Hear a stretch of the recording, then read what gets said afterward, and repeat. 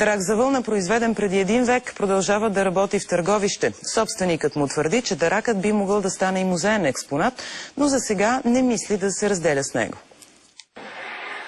В това не голямо помещение обстановката е като в началото на миналия век.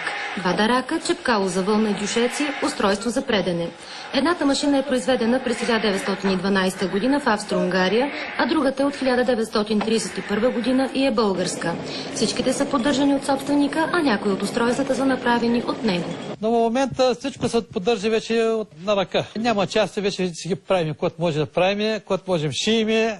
Преди години на дарак са идвали много производители на вълна от региона и собственикът се радвал на добра печалба.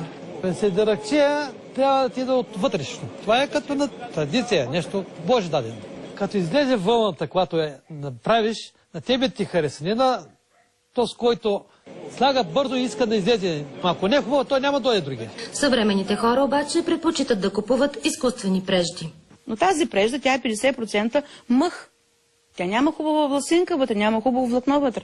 И тя се къса за, да кажа, за една седмица. А тази домашната може цяла година да ги носиш. Просто е трайно. От домашното по-хубаво няма.